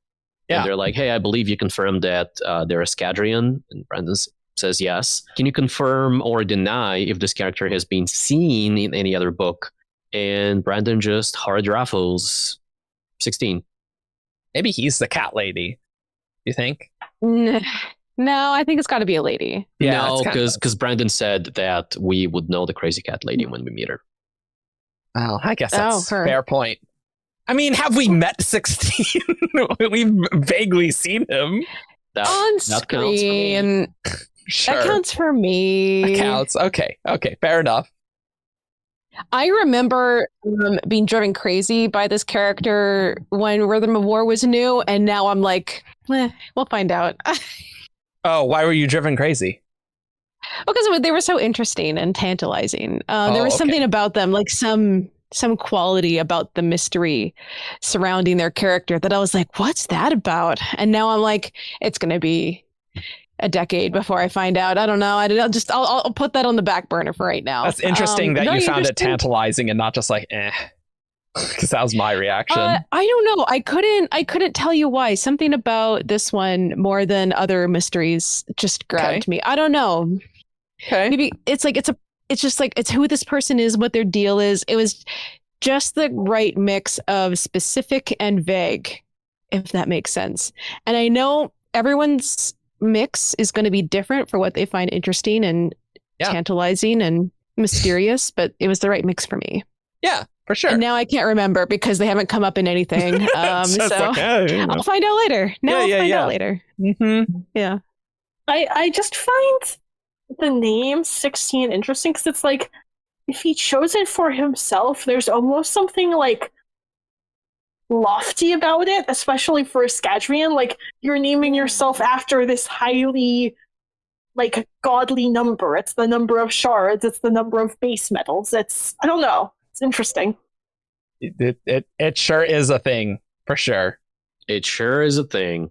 Well, we'll put that on the list of Stormlight mysteries that we know nothing about. And what if for that episode we just clip these WoB things together and it's just like it's a clip show basically, because we're like, that's yeah, I think that'd be good. Yeah. 16 Stormlight 8 it's gonna come in, Allomancy, steel push into the fight and sure, man. wreck all the Odium people. I don't know. Yeah. Shannon, let's do this next one that I think Brandon absolutely did not understand what the question was saying. Anyway. Yeah, and as a sci-fi reader, this was like the question is appealing. So The question's super interesting. Yeah, absolutely. Yeah. Space age question for you. Generational ships. What would it take for something like that to emerge in the cognitive realm, and would it look like its planet of origin? And Brandon goes, a generational ship just manifesting on its own, not terribly likely. There are specific circumstances you could come up with, and you're asking what would it take?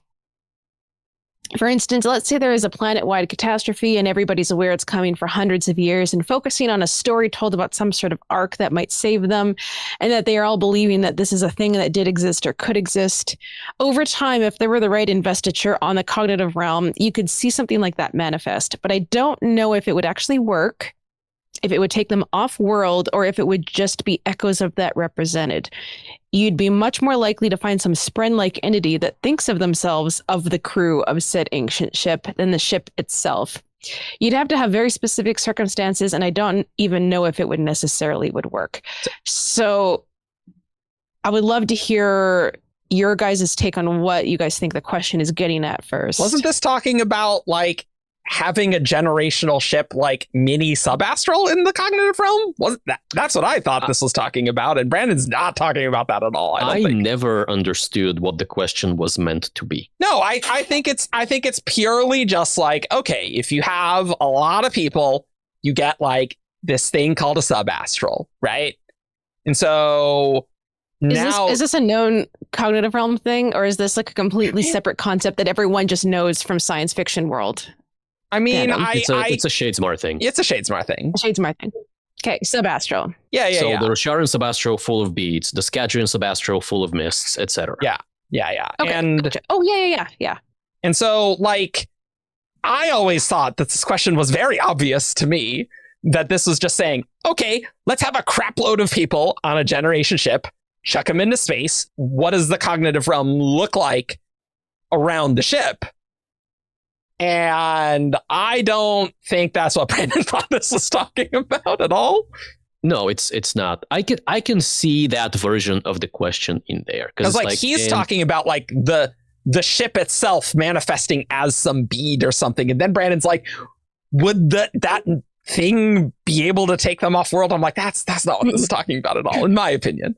If you're the questioner listening to this, put your comments below, because I think I know what you're talking about, but I could be off base here.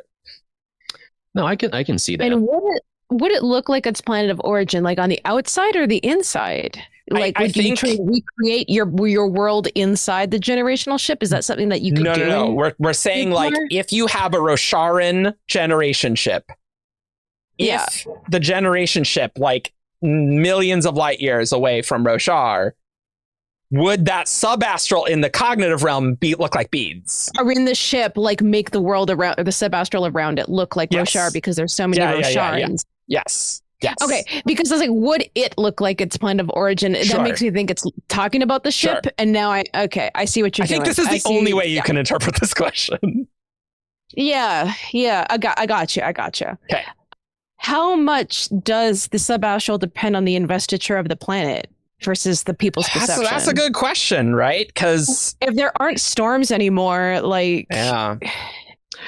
I think it has to be the people, right? Because I think the only other subastral we've seen is Scadrial. Yeah. And Scadrial doesn't have, weird investiture things going on. Yeah. So, and through WOBs and just people's idea of how subastrals work, it seems like it's just something that looms large in people's minds on that planet becomes...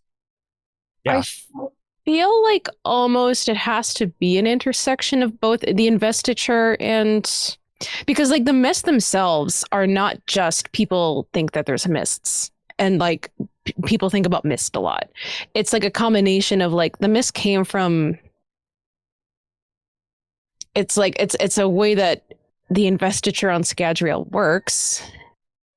Yeah, but like, wouldn't a planet that has no shards, like let's say there's a planet It has no shards. It's a rock, but it has an atmosphere. Maybe there's some People live latent on it. adonalcium stuff. People, let's say we just scoop up some people, dump them there.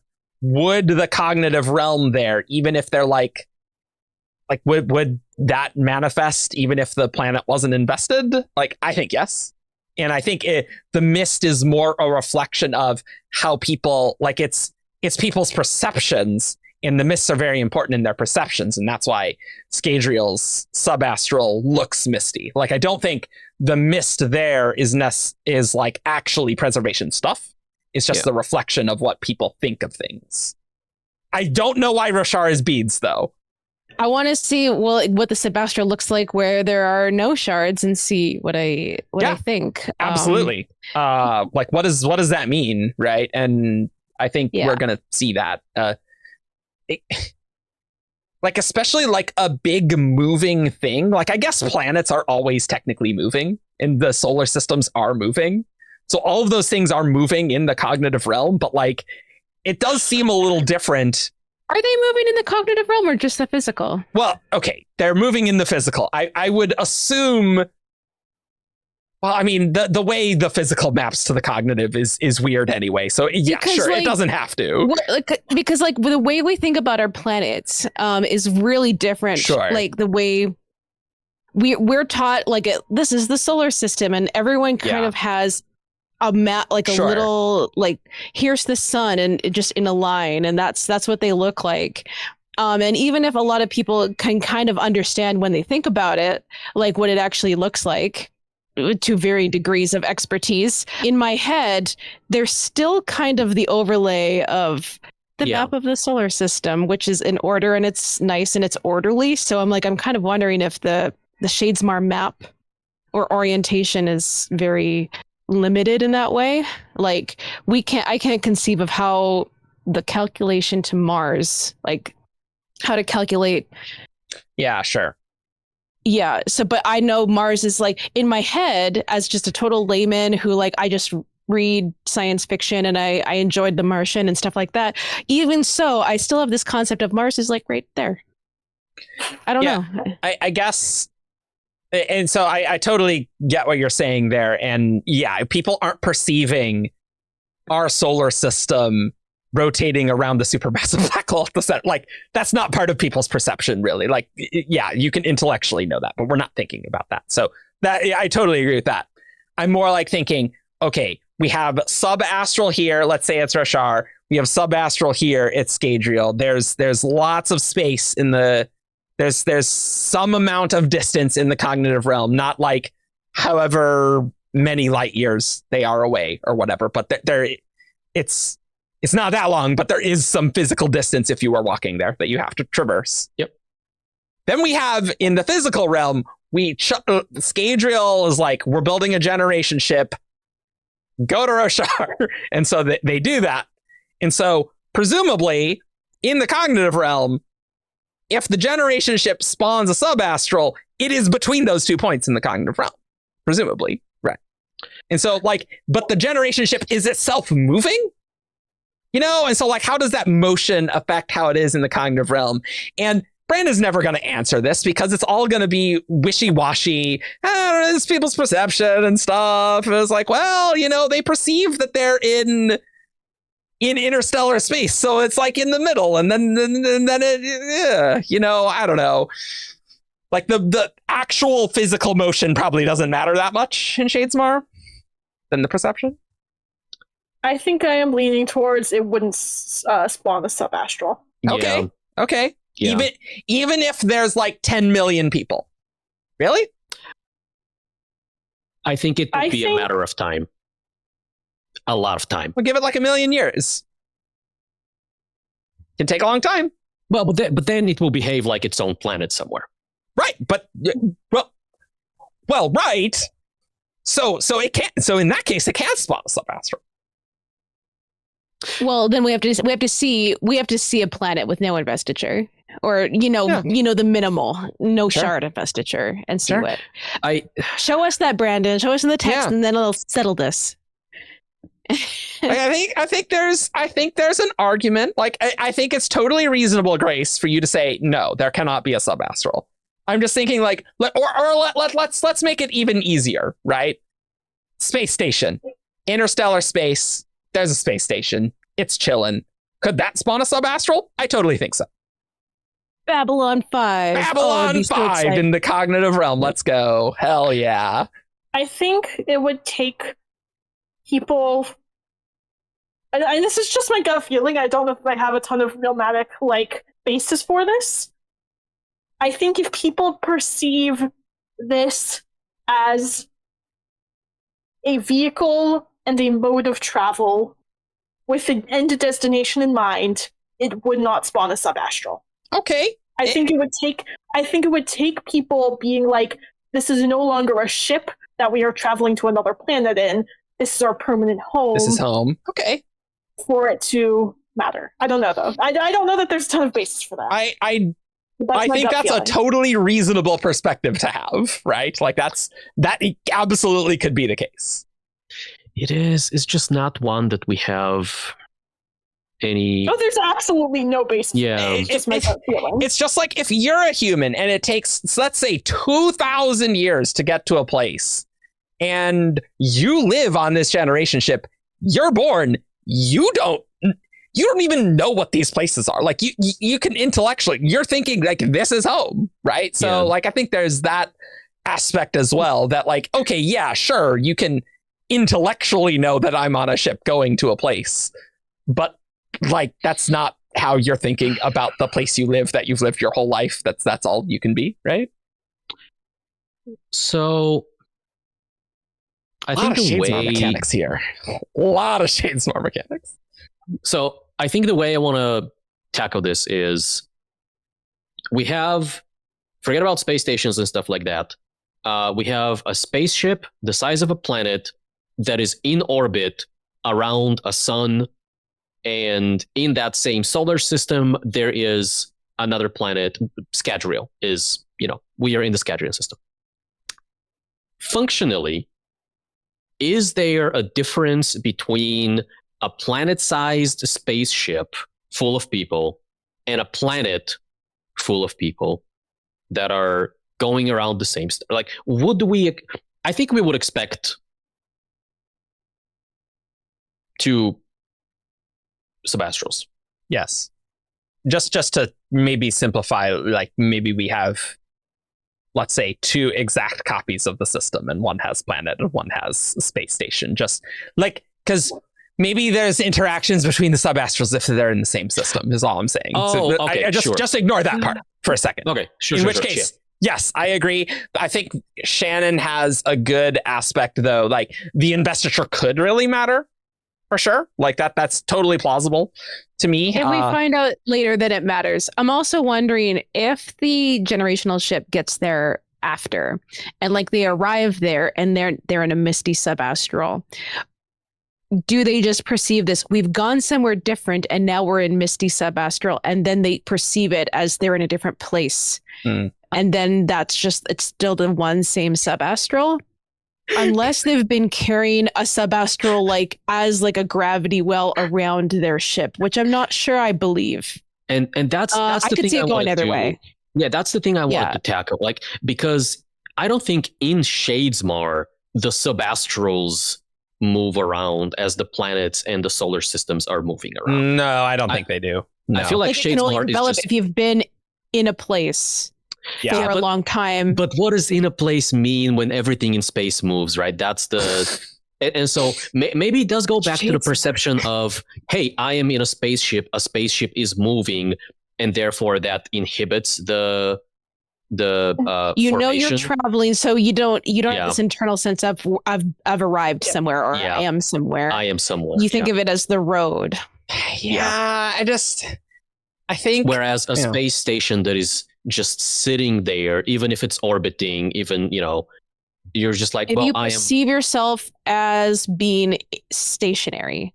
So I think space station or in orbit around the planet, orbit around the sun in another system would still functionally be the same. Like, because you perceive yourself as having arrived somewhere, or as being in one place, not moving around. So I think that's when it could start to change. Yeah, that's interesting. That's interesting. I don't know if I really want to pin myself down on one side or the other. I think it's all just very interesting. Oh, I mean, like it's gonna. If Brandon ever has a story involving this, it's like, okay, that's what it's gonna be. Like, Yeah. A lot. So many of this is like, okay, yeah, that's plausible. I'm just like, this is. I can see myself being swayed either direction. I guess. You know? I just think there's a route for the classic Shardcast question. What is a place? You know, like what is a planet really, right? And like in the cognitive realm, if enough people agree that it's basically a planet. What does it mean to be in one place? What does it mean? As a people? It's like if we're all moving, you know? There's also the idea of like time in all of this, right? The Cosmere is or post shattering Cosmere is pretty young on a astronomical scale of things, right? Sure. There are planets in the Cosmere that are younger than 10,000 years old. Yep. And you know, Scadrial is one of them. And Scadrial has a subastral, right? Scadrial might be a little bit of a weird thing because Ruin and Preservation could have created the subastral alongside the planet, but that feels contrived to me. I feel like subastrals wouldn't take, you know, millions of years to form. They can form I don't know, centuries. Centuries feels good. I think they could definitely form within centuries. And so if you are talking about a generational ship, you know, a ship that travels for centuries, if not thousands of years, then that is another facet of this conversation that is interesting to me. I think it would come down to what Grace is saying. It's like, how much do you perceive that, we are going to a place mattering, especially over time? And I could see a culture on the generation ship that maybe doesn't totally forget about it, but it's not important to them, in which case it is home. Yeah, because once you get to like multiple generations have lived like, and what does that even mean, right? Like, you just don't think, like, if you know, you have ancestry from another continent and you're like even 2-3 generations, I'm like, I mean, I live here, man. Like, I don't know what to tell you. Like, like that doesn't influence necessarily your thoughts per se that much, maybe. Obviously, it depends. But wow, this was a lot of Shadesmar mechanics on this episode. I think we are going to cut for Who's That Cosmere character, but we're going to have more WOBs. I don't think next time. I actually think we're going to have another Wind and Truth topic next time, and then we will have more WOBs the week after.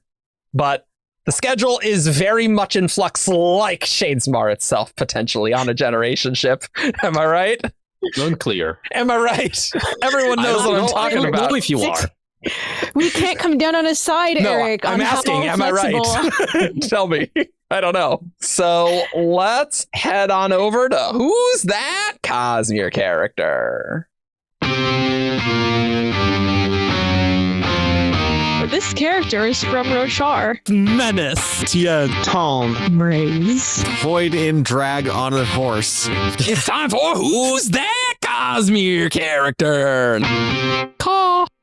All right, everyone, you know what time it is. You send an email to wtcc@17chart.com with 5 clues and the character that those clues correspond to. I read each one aloud, and after each clue, our panelists get the chance to guess who's that Cosmere character. Let's begin. Hell yeah. This first Who's That Cosmere was sent in by Ulu Vera. Okay. Clue 1. This character had no children. Had. Has. Is tense important? I think. Okay.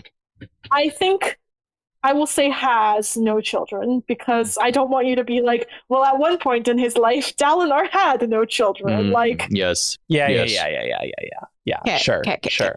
All right. That's no children. Syl. It is not so.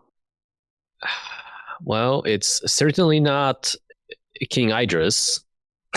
No, it's demonstrably not. It's like No. kind of questions like this. I start thinking about all the characters who do have children, and I'm like, I this know. is so unhelpful. I know every frickin' time. Yes, same. Is it? I just realized the insanity of guessing someone's mom. Is it Vivenna's mom?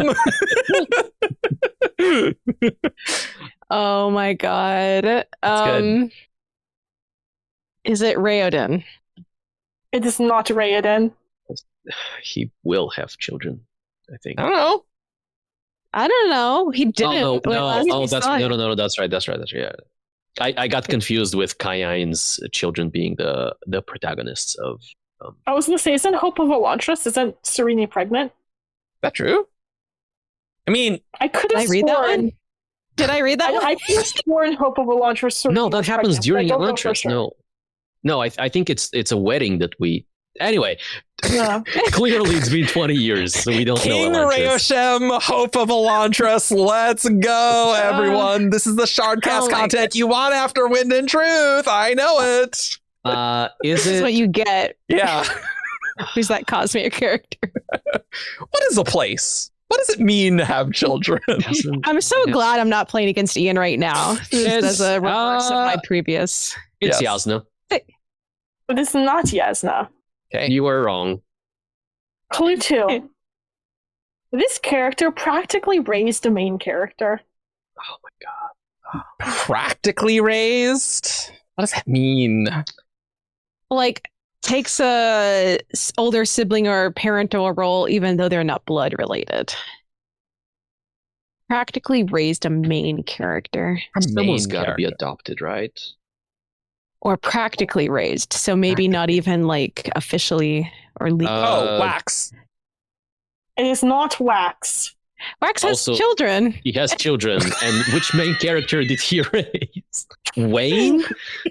That is what I was thinking about. I was like, Is wait, he it- does canonically have children. it- Look, Lost Metal hasn't. Wax's- Yeah, okay. Okay, No, we don't need to what's talk about that anymore. How dare you So forget about Maxilium?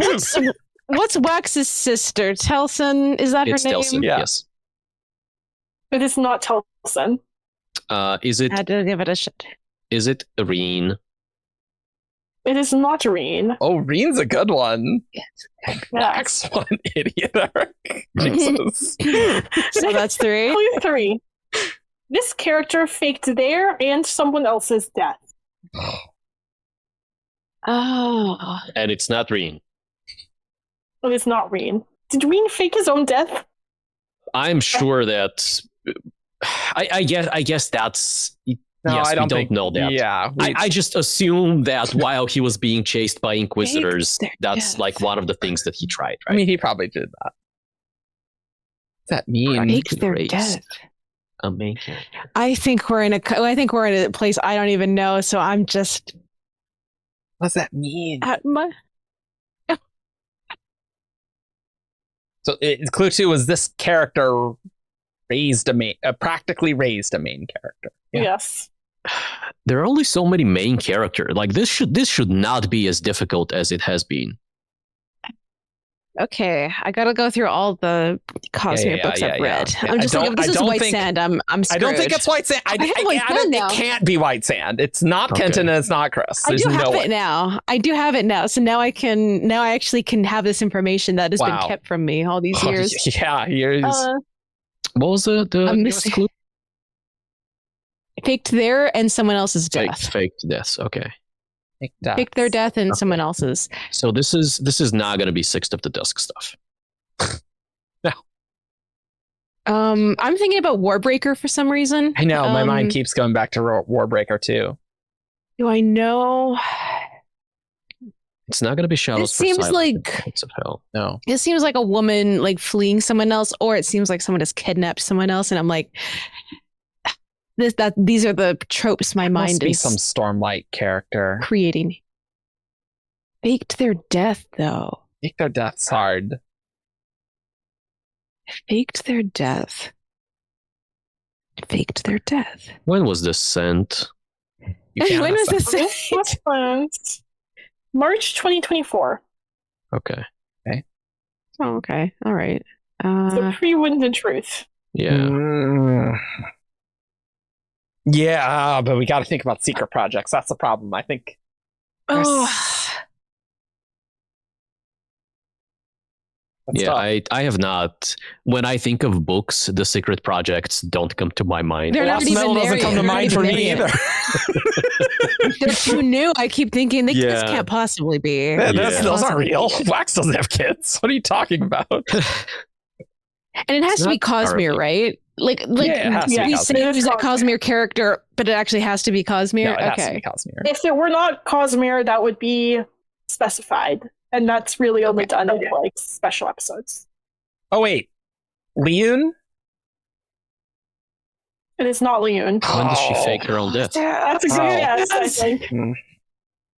Well, look, I got 2 out of 3. Yeah, okay. Come off. That's fair. It was a That's pretty fair. good new book guess, okay, good sir. I am thinking of a character, and I don't know how to.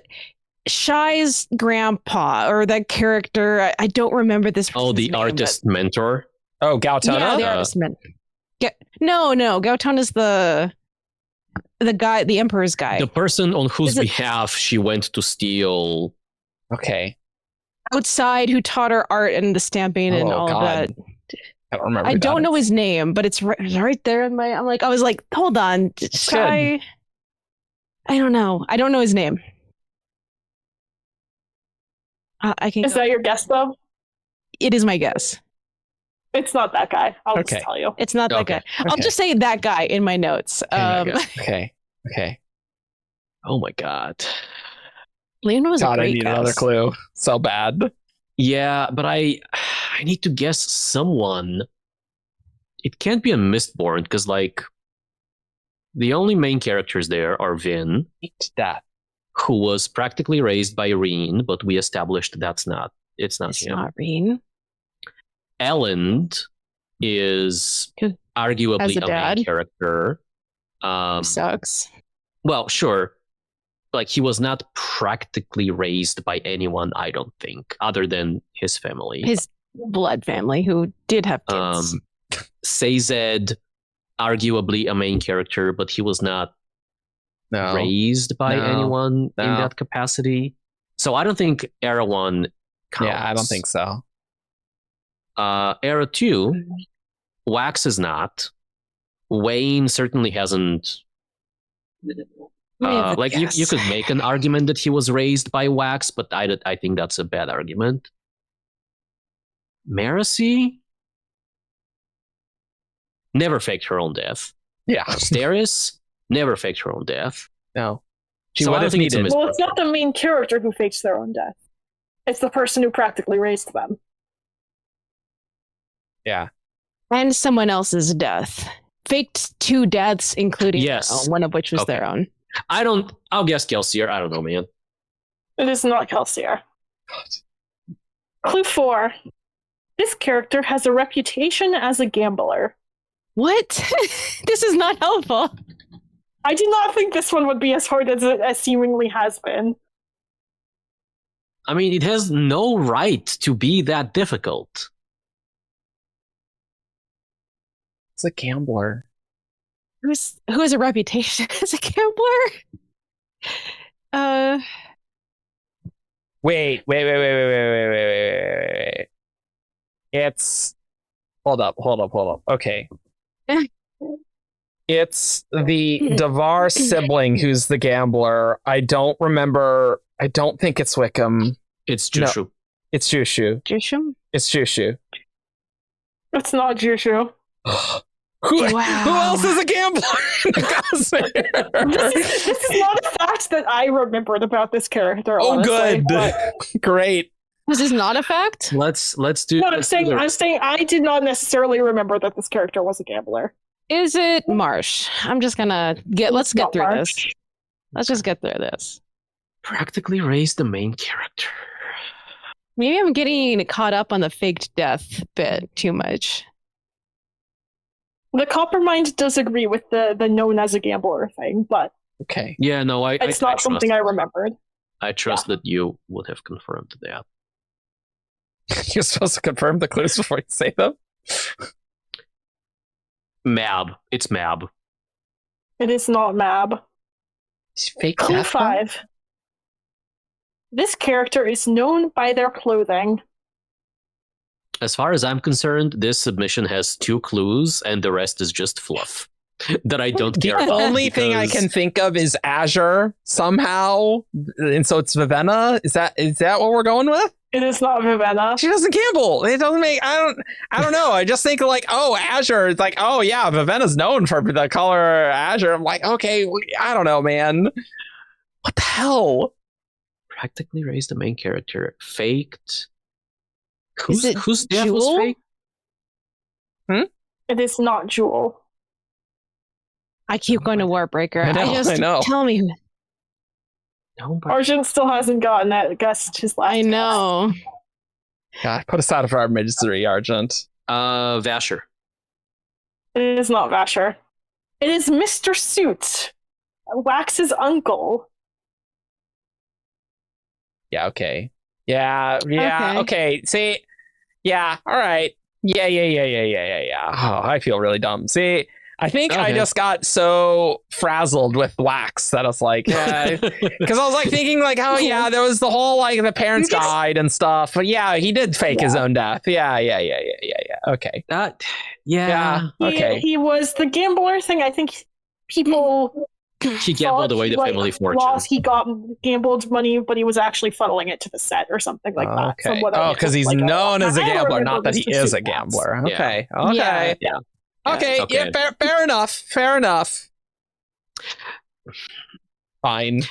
Begrudgingly good. Begrudgingly good. You got us. I thought I said the clothing thing, and I was waiting for one of you to like immediately be like, "Oh, Mr. Suit, the clothing." No, I'm And then totally it just never clueless. happened. Totally clueless. Well, but that's so. In my head, like the suit of Mr. Suit, I don't associate with like the clothing suit. Yeah, it's a I suit of associate that cards. with suit of cards. Yeah. Yeah. All right. But he does also wear a suit, an outfit. Yeah, sure. All right. Yeah. We're going to do our Who's That Cosmere Character priority queue. And you can support our Patreon for as little as $1. But if you want your clues read eventually, then you can be a herald on Patreon, and then you'll submit these things. So, and then we'll read them. So this one is from our friend Mr. Duck, Mr. Duck. Oh. who's the keeper on the Copper Mind. So it's going to be tough, probably. All right, clue 1, dead. No. Okay. Now I'm only thinking about Wind and Truth dead characters. Oh wait, there were When was dead this set characters. recent? There's not that Was many. this sent Bias. Was this sent pre or post Wind and Truth? Free Wind and Truth. Is it? I'm gonna steal the previously guessed Leon. It's not Leon. Is it Good one. Miles? It is not Miles. Oh God, I have to guess someone. Light Song. It's not Light Song. Clue 2, Razor. What? What? Can you Yeah. spell that? Yeah. Razor.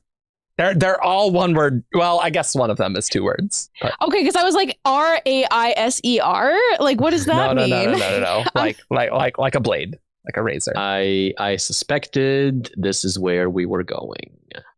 He even has Coppermine citations in these clues, which is very funny.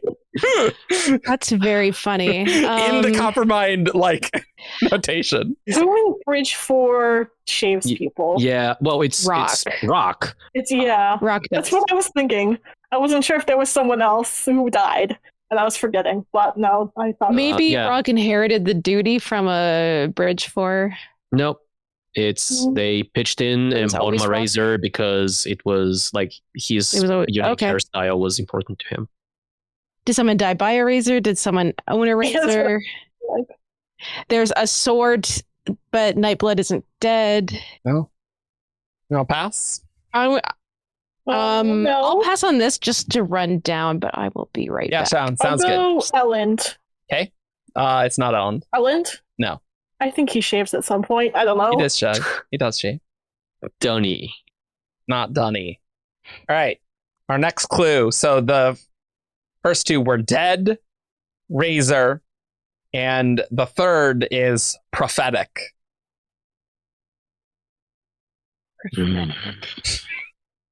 I will say, He's mi- playing a Oh, game. I think I have a really good guess, but I'm trying to remember what the person's name is.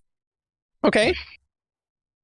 I think it's the Argent that told Asudon that was killed by Pie or Asudon, something. telling her what Yeah, I think it's Pi. Pie. pie. Yes, that's my guess. Pie. It's not pie. Shoot. That felt That was like a really good good. guess. That's a good guess. That's good. Yeah, That's good. it's a good. We don't talk about It's an pie excellent too guess. much here. I think about pie all the time, though. I think about Tau. That's a math joke.